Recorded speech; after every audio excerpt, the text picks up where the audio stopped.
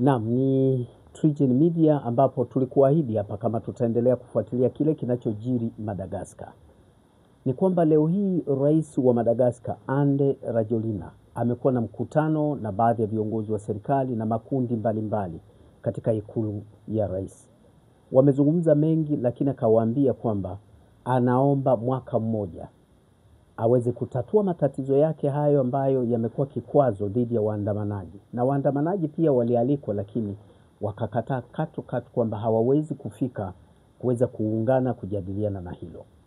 Lakini pia kwa upande mmoja amesema hataki kubembeleza, yani awe wazi.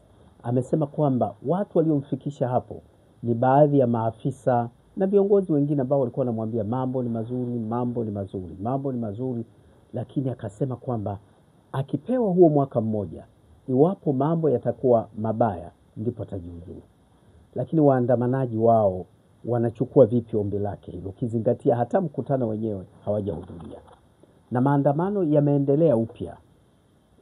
Leo Alhamis wito unaendelea na huenda yakazagaa katika miji yote ya mji wa Madagascar.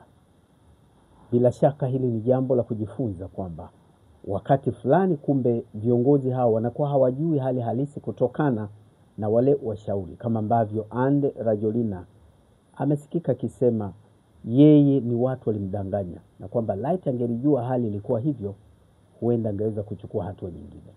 Je, huu mwaka mmoja aliouomba atapewa? Na je, ataweza kuwashawishi Gen Z ambao hawataki kukaa meza moja wakae meza moja? Ni jambo la kusubiri, na sisi hapa TriGen Media tunafuatilia.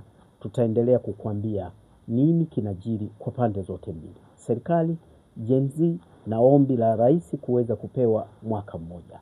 Naitwa Leonard Mubali na hii ni TriGen Media. Asante kutufuatilia.